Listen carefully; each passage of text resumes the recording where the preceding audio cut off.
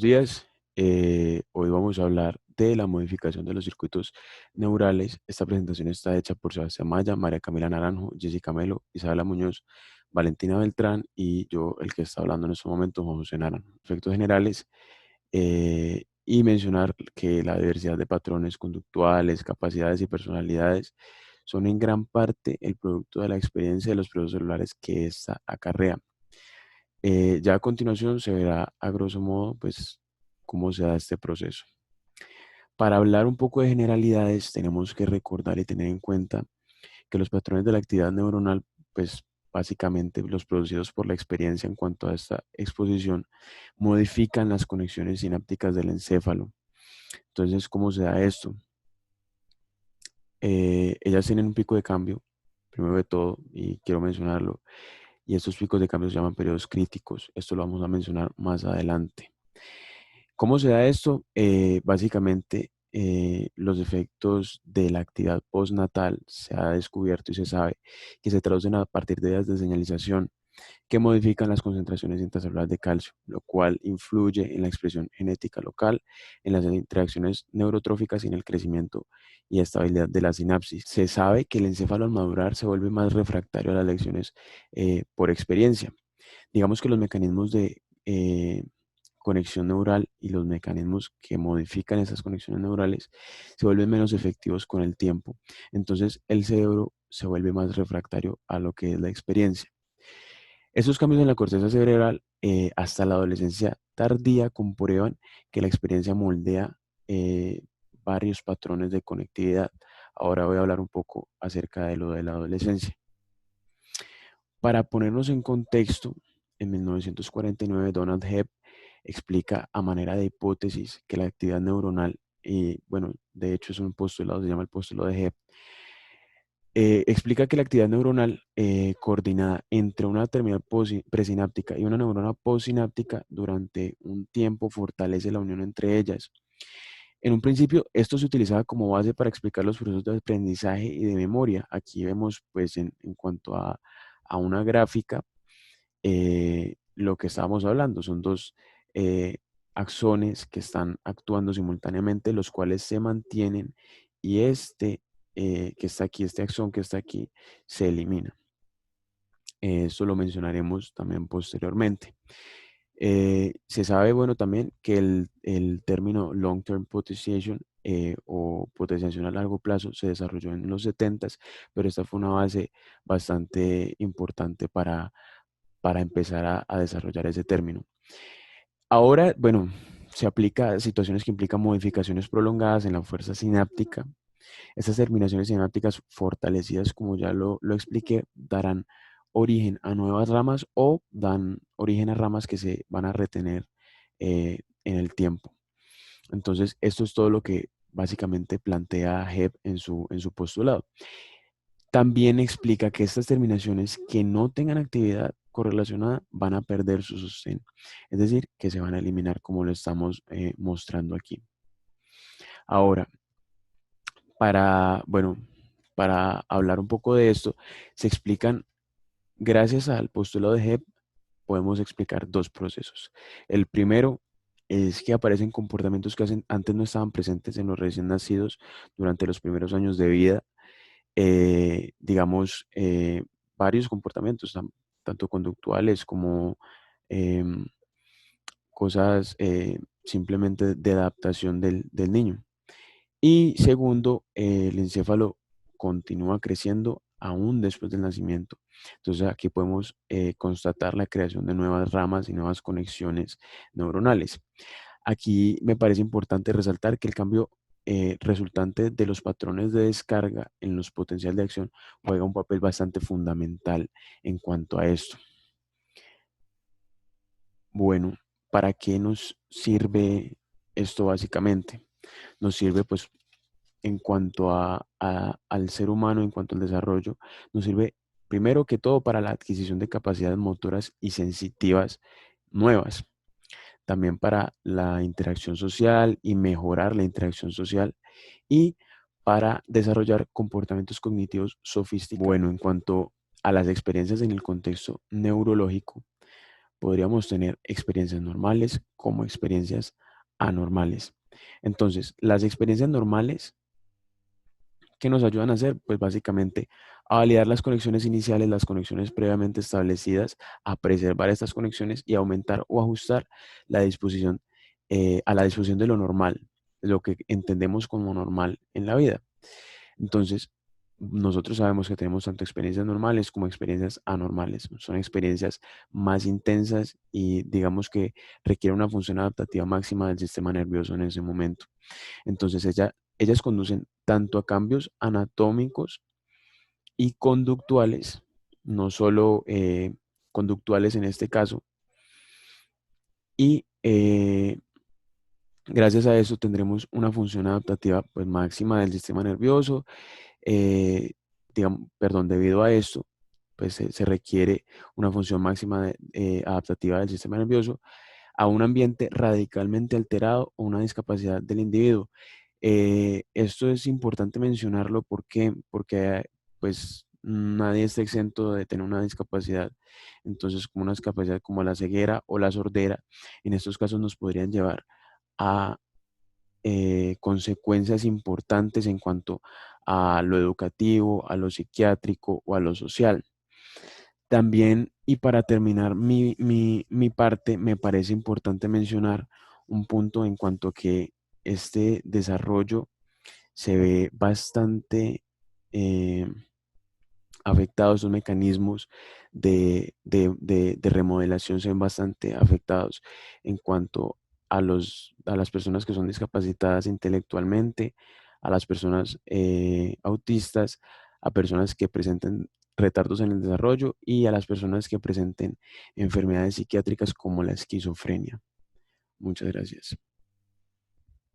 Los periodos críticos. Sabemos que los periodos críticos se encuentran presentes en la mayoría de los animales. En este caso hablaremos un poco de los mamíferos y de las aves. En los mamíferos podríamos especificar de que hablaremos de los animales racionales considerados como los seres humanos. Y además también las ratas, las ovejas y los monos. Además de eso tenemos a las aves presentes que especificaremos un poco de las aves canaras según lo ejemplifica por quinta edición en su capítulo 24. En conclusión, podríamos decir que los periodos críticos son ese periodo crucial en el cual se deben desarrollar a cabalidad todas las habilidades que están predeterminadas por la especie para desempeñar un papel adecuado en la adultez. Siendo adultos, permitir o dar paso a la evolución y que la especie siga subsistiendo o sobreviviendo. En primera instancia, hablaremos de los humanos como una especie que puede ser considerada más desarrollada. De los humanos podemos afirmar que hay momentos de la vida cruciales, en ejemplo, pueden ser la niñez, específicamente hablando de manera científica, a los 2 años de vida, donde tenemos una alta actividad de conexiones neuronales que se debe aprovechar al 100% para aprender diferentes tipos de habilidades, ya sean cognitivas o motoras.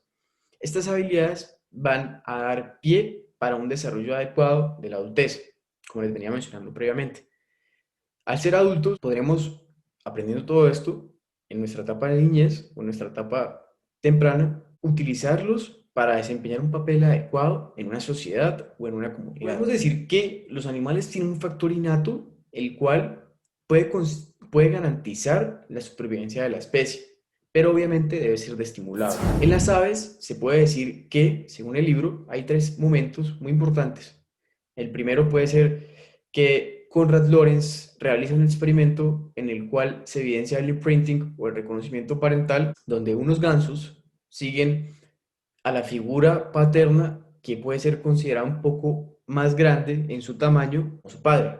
Entonces, Konrad Lorenz, ¿qué hace? Konrad toma unos gansos y esos gansos recién nacidos, en su periodo crítico, les muestra como si él fuese su padre, que es una figura mucho más grande. Y hay una foto muy interesante en Purf, el cual se ve el camino con 3 gansos siguiéndolo. Entonces podemos decir que de manera innata hay un porcentaje de garantías las cuales tienen las especies para poder seguir subsistiendo.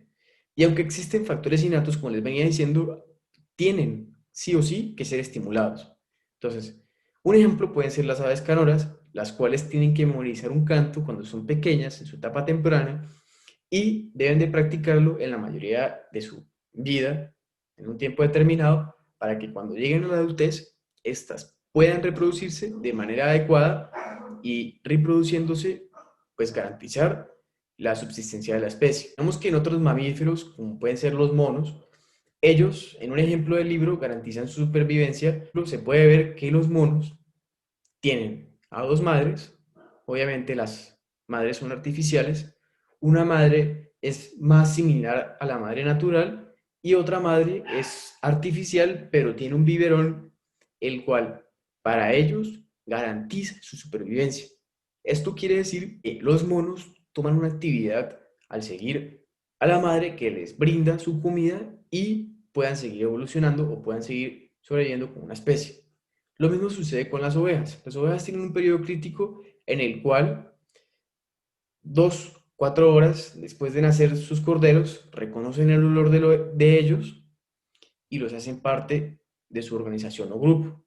Los que se pierden en ese momento crucial ya no hacen parte de la organización y la madre los deja de reconocer. Lo mismo sucede en roedores, ya sean ratas, hámsters, que tienen un imprinting por medio de su olor, y si este es modificado o alterado, los animales dejan de reconocer a sus hijos y sus hijos dejan de reconocer a sus padres. Es decir, que los periodos críticos son un periodo de comportamiento el cual debe ser respetado y no puede ser vulnerado, porque si lo es, puede causar daños irreparables para la especie y la misma extinción de ella. Entonces, necesitamos que estos periodos críticos sigan su regularidad y su desempeño para así desarrollar un individuo con normalidad y un papel adecuado en una comunidad. Las correlaciones celulares y moleculares de la plasticidad dependiente de la actividad durante los periodos críticos. Aquí el objetivo es observar cómo la experiencia cambia los circuitos neuronales durante los periodos críticos. Debemos tener en cuenta que señales de la actividad sináptica están asociadas a una experiencia sensitiva, perceptual, cognitiva o motora. Sabemos que neurotransmisores, factores neurotróficos o moléculas de señalización son las que inician los cambios que genera pues la experiencia. Los efectos de las neurotrofinas incluyen lo que es la alteración de la plasticidad sináptica durante los periodos críticos. Si se realizara un experimento y se alterara o se mutara algún gen que codificara para un ligando neurotrófico o un receptor, podemos observar que se alterarían los fenómenos de algunos procesos, de algunos periodos críticos. Una estructura diana importante de los procesos de señalización es la red de conexiones inhibitorias que forman las neuronas GABAérgicas. Durante las primeras etapas del desarrollo de la vida postnatal, se observó que los cambios en la actividad eléctrica eran bastante sensibles a esta expresión de GABA en los sitios postsinápticos, lo que convirtió esto en un foco de investigación acerca de los mecanismos moleculares y celulares de la actividad postnatal dependiente de la experiencia. Tenemos que los neurotransmisores y las neurotrofinas influyen en los periodos críticos, modulando concentraciones intracelulares de calcio en las células postsinápticas. Entonces podemos aumentar las concentraciones de calcio en el soma o en las dendritas distales. Cuando hablamos de las dendritas distales, tenemos que este aumento de la concentración de calcio va a activar unas quinasas y un complejo calcio-calmodulina quinasa 2 o 4. Va a generar unas modificaciones en el citoesqueleto y cambios en las dendritas y axones. Por otro lado, esto también puede influir en la transducción de transcritos para receptores de neurotransmisores en el retículo endoplásmico. Cuando hablamos del soma celular, que es la imagen superior derecha, tenemos que al aumentar las concentraciones de calcio, vamos a activar unas quinasas y unas quinasas reguladoras por señales extracelulares como la ERK y el complejo calcio-calmodulina quinasa 2 o 4. Estos van a ingresar al núcleo de la célula y van a activar un factor de transcripción que es el CREB. que es un factor de transcripción fijador de elementos de respuesta a nucleótidos cíclicos. Pues este va a transcribir genes de neurotrofina como es el BDNF, como podemos observar en la imagen, y este va a ser secretado por la célula para promover el crecimiento de las sinapsis activas. Ya cuando va finalizando pues el periodo crítico, se va a hacer más difícil la transcripción de genes. Periodos críticos en el desarrollo del sistema visual. Tenemos que el sistema visual es estudiado en animales que tienen capacidades visuales muy desarrolladas como lo son los monos y los gatos. Y esto definió el modo en que la actividad y la experiencia moldeaban las conexiones en la corteza visual primaria. La información que captamos por nuestros ojos se integra en la corteza visual primaria a través de unas aferentes provenientes del núcleo geniculado lateral del tálamo, a lo que le llamamos aferentes geniculocorticales. En algunos mamíferos, las aferentes forman, pues estas aferentes forman una serie de dominios en la capa 4 de la corteza llamadas columnas de dominancia ocular. Se desarrolló como un experimento en un mono macaco adulto, el cual consistía en inyectarle por un ojo un aminoácido radioactivo para visualizar pues las aferentes geniculocorticales y pues observar cómo estos viajaban a través de la vía visual.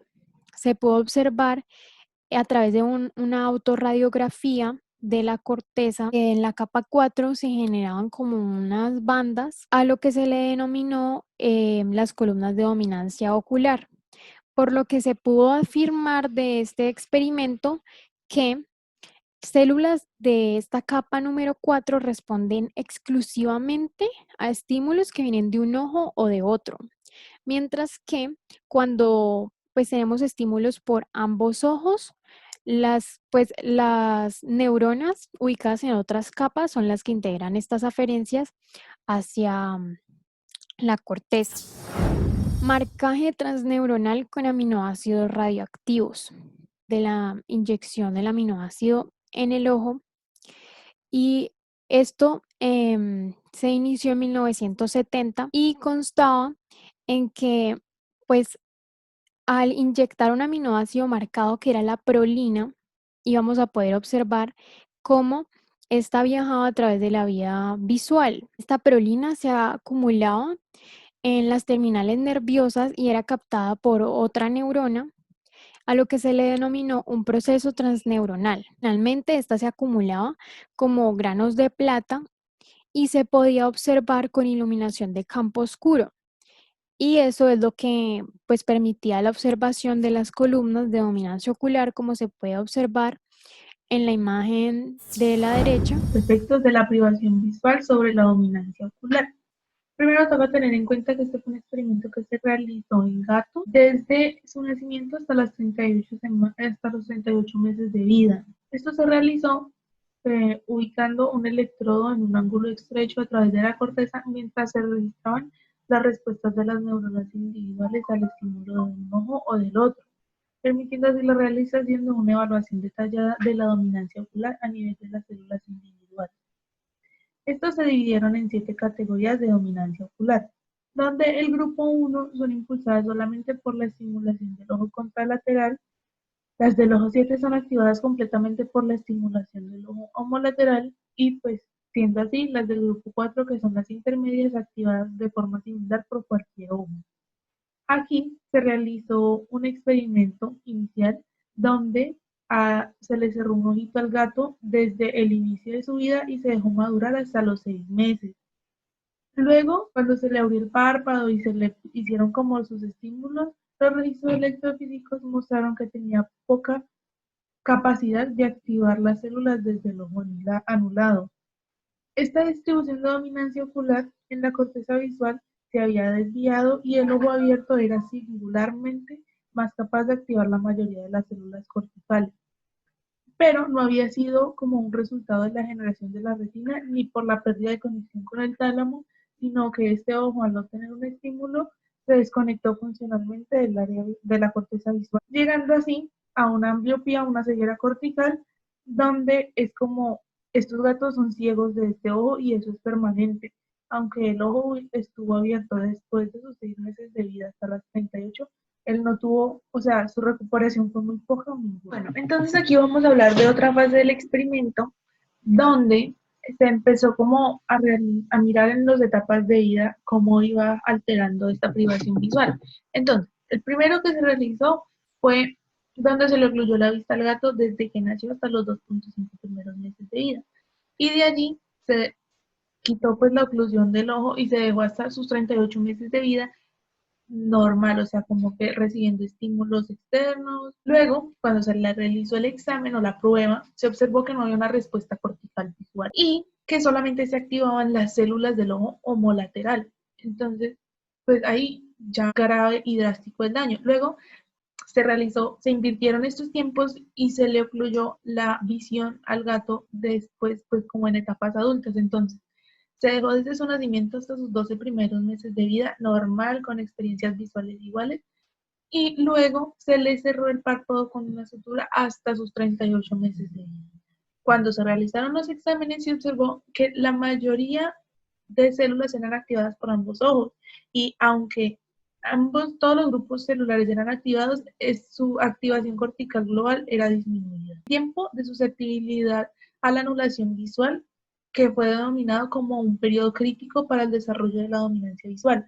Entonces, pues esto fue definido por Hubel y Wiesel. Entonces, se realizaron experimentos ya en este periodo crítico, que en los gatos es de 3 meses y en los monos es de 6 meses. Entonces, como este experimento es en gatos, se privó la visión 3 días en esos 2 primeros meses de vida y se observó que un desplazamiento importante en la activación cortical a favor del ojo, que permanecía abierto. Luego se extendió este tiempo 6 días antes del primer mes y se observó un desplazamiento de activación cortical a favor del ojo no ocluido y que era prácticamente completo. Estos resultados se pueden comparar mucho con los resultados que se obtuvieron cuando se hizo la oclusión visual, 2.5 meses de vida de oclusión. Como ya habíamos mencionado antes, Hubel y Wiesel denominaron el periodo crítico para el desarrollo de la dominancia ocular, que era pues de 3 meses para los gatos y de 6 meses para los, aunque el de los monos se puede extender un poquito más, pero el promedio es de 6 meses. Esto llevó como a una investigación más profunda, donde se empezaron a ver los cambios anatómicos, no había ninguno, la actividad retinal ni la retinogeniculada se veían alteradas. Entonces esto dio como paso a entender de que eran más cambios en la conectividad cortical que influían en la respuesta funcional de las neuronas individuales. O sea, como que los cambios eran en los patrones de conexión. Como se ha ido observando, hay columnas de dominancia ocular y estas están determinadas desde el nacimiento. O sea, nosotros en nuestra corteza visual no tenemos un papel en blanco para empezar a escribir, sino que ya venimos con un previo. Entonces, por eso hablábamos de que son independientes a la experiencia. Y esto es demostrado por dos funciones. Hay unas señales moleculares específicas que pueden distinguir las células del núcleo vinculado lateral, inervado por un ojo o por el otro, y también que hay una actividad eléctrica espontánea que pues activa la corteza visual. Por otro lado, también hablamos de la interacción competitiva, que como sabemos, cuando no hay privación visual, ambos ojos tienen el mismo territorio ocular, tienen las mismas experiencias visuales, hacen sinapsis parecida, por decirlo así, pero cuando se da la oclusión de un ojo, lo que pasa es que hay un desequilibrio en la experiencia visual por oclusión monocular. Entonces, el ojo activo tiene una ventaja competitiva y reemplaza muchas de las referencias sinápticas del ojo cerrado. En los niños que nacen ya como con defectos al nacimiento o lesiones oculares que produzcan un desequilibrio en las afluencias de ambos ojos, que pues si hay una oclusión visual nos van a dar una escasa función binocular y va a haber el deterioro permanente o grave de ese ojo. Entonces aquí entramos, subyace en la distribución alterada de aferencias después de la oclusión. Pero si ambos ojos se cierran, todas las neuronas se encuentran privadas igualmente de la experiencia normal durante el periodo crítico. Por lo tanto, esto va a presentar como proporciones de neuronas generosamente normales que representan a los ojos, porque no hay como una experiencia que altere las funciones de los ojos. Cuando se da este cierre de un solo ojo, las arborizaciones neuronales se pueden alterar sustancialmente después de tan solo una semana de oclusión visual, donde hay como una pérdida en extensión del territorio cortical. Y pues ya como para cerrar esto, podemos ver que la capacidad de las neuronas talámicas y corticales en el desarrollo para remodelar tienen una capacidad gigante para remodelar sus conexiones. Entonces, lo que va a ayudar a que, digamos, si hay una oclusión de un solo ojo, el otro ojo va a aumentar su territorio de visión para llevar más aferencias hacia la corteza visual. Bueno, la manipulación de la competencia. Entonces, pues, para evaluar el papel de la actividad correlacionada para impulsar la reorganización postnatal competitiva de las conexiones corticales, es necesario crear una situación en la cual los niveles de la actividad en cada ojo se mantengan iguales, pero las correlaciones entre los dos ojos se alteren. Entonces, pues, un ejemplo muy bueno de esto es en el estrabismo. Entonces, ¿cuáles son las consecuencias de esta patología? Es que los objetos de la misma localización en el espacio visual ya no estimulan puntos correspondientes en las dos retinas al mismo tiempo. Sin embargo, la cantidad global de actividad en cada ojo sigue siendo más o menos la misma. Bueno, los gatos pues tienen un patrón anatómico de las columnas de dominancia ocular más agudo de lo normal. Esto se encuentra pues en la capa 4, en donde las aferencias oculares bilaterales están activas, pero están asincrónicas. Esto da a entender que la independencia total de ambos ojos aumenta las correlaciones entre actividad homolateral versus la contralateral. Además, la sincronía ocular impide la convergencia binocular que normalmente ocurre en las células que están por encima o por debajo de esta capa 4. Cuando se ven pues, los histogramas de estos animalitos, es que las células de todas las capas son activadas exclusivamente por un ojo o por el otro.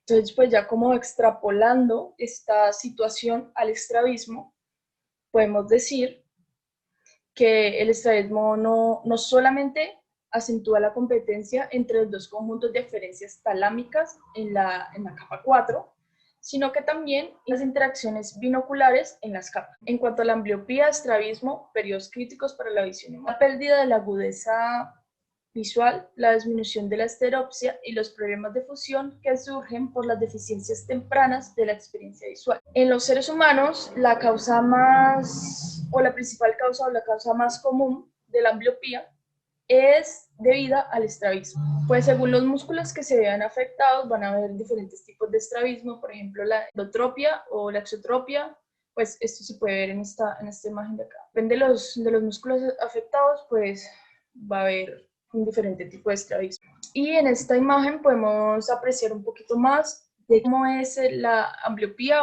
Entonces vemos que un ojo, pues sí capta bien las imágenes o recibe bien las imágenes visuales y el otro no lo hace.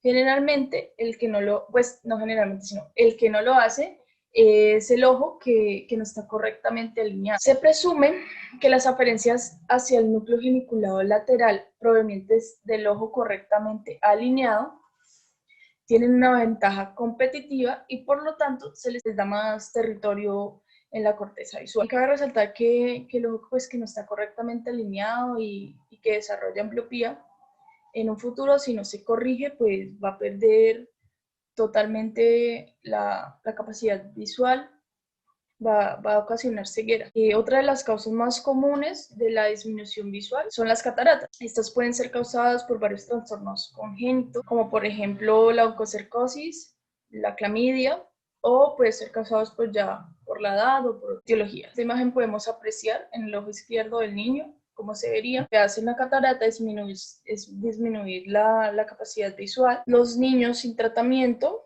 pues van a quedar con ceguera en ese ojo o en esos ojos y en caso de ser bilateral, una patología reversible, por lo que se recomienda tratar a los niños con cataratas congénitas antes de los 4 meses de vida para evitar pues repercusiones. Importante resaltar que las cataratas bilaterales producen déficits menos notables que las cataratas monoculares. Se cree, o la hipótesis de esto, es que una competencia desigual durante el periodo crítico para la visión normal es más perjudicial que la anulación completa de las aferencias visuales que se desarrolla con la oclusión binocular.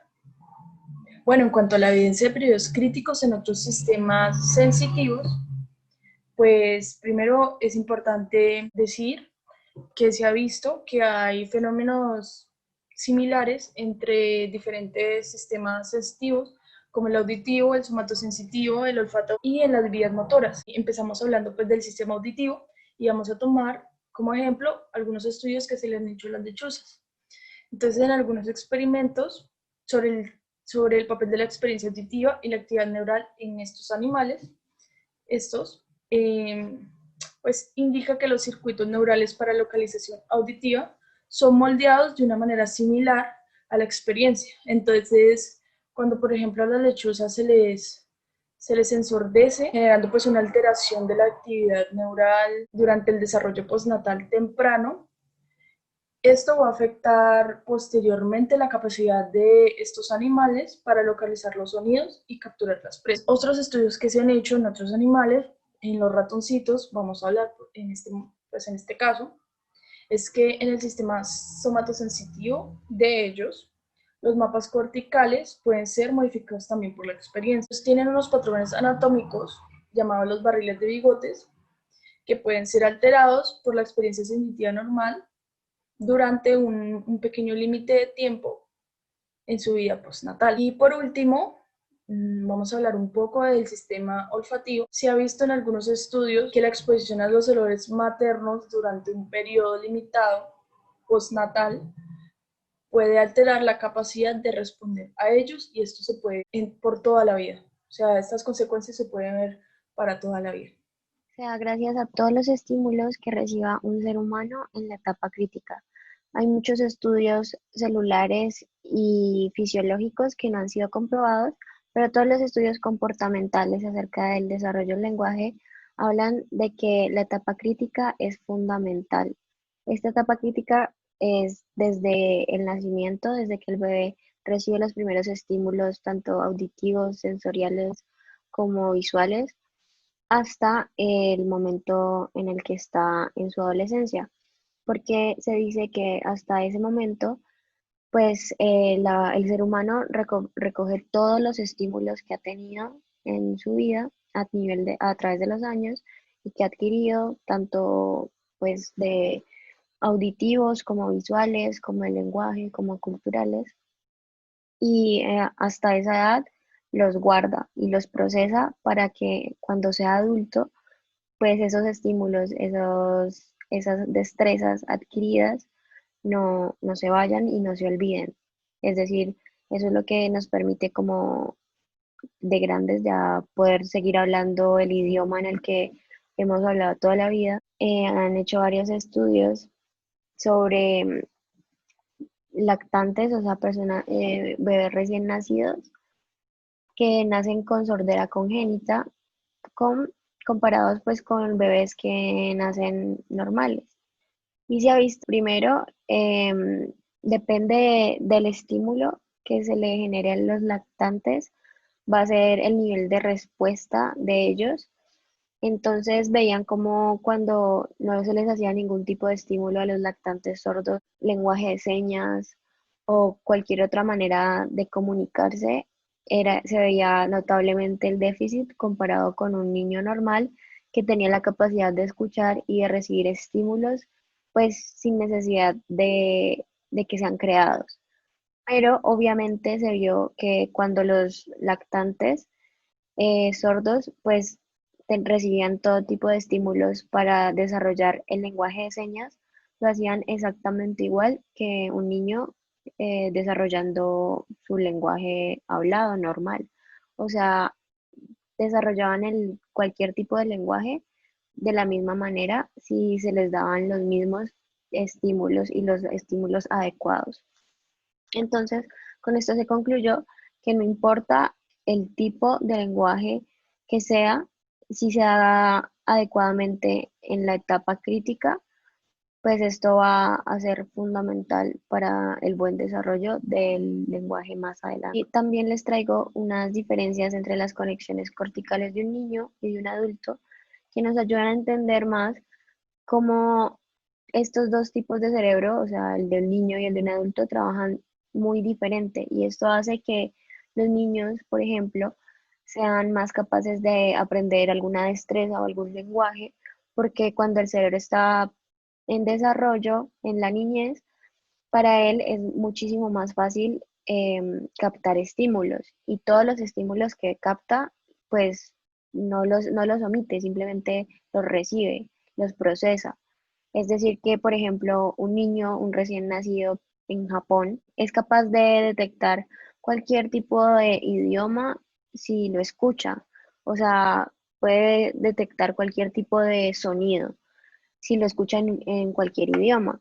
En cambio, ya una persona adulta, un japonés adulto, que haya vivido toda su vida con el mismo tipo de lenguaje, de cultura y de estilo, y que en su etapa crítica de desarrollo no tuvo ciertos estímulos, pues va a ser muy difícil para él aprender un lenguaje, por ejemplo, como el español o el inglés, porque tienen fonaciones que no tiene el japonés, que nunca en su vida, etapa crítica, escuchó. Entonces el cerebro simplemente las suprime. Por eso para ellos es tan difícil pronunciar a veces la S o la R, porque en su lenguaje no existe. Y pues es muy difícil para el cerebro si no tiene un estímulo constante o si no tuvo el estímulo constante en la etapa crítica, pues que cuando sea adulto reconozca ese estímulo y por lo general pues lo omites. Esto es un gráfico sobre la sustancia gris a través de los años, o sea, las conexiones corticales no es lo único que cambia con los años, también la cantidad de sustancia gris que tiene el encéfalo. Y pues básicamente se trata de que cuando estamos más pequeños tenemos mucha más cantidad de sustancia gris y esto favorece todos los procesos de aprendizaje, de escucha, de interpretación del lenguaje, los procesos de recopilación de palabras. Por eso que a medida que pasa el tiempo, a medida que crecemos y a medida que la persona se vuelve más adulta, pues se le va a hacer mucho más difícil este tipo de tareas de aprendizaje o de aprender otro tipo de idiomas porque ya ha estado en su etapa crítica con demasiados estímulos parecidos y si ya los guardó, es muy difícil que en la adultez reciba nuevos estímulos y se queden guardados.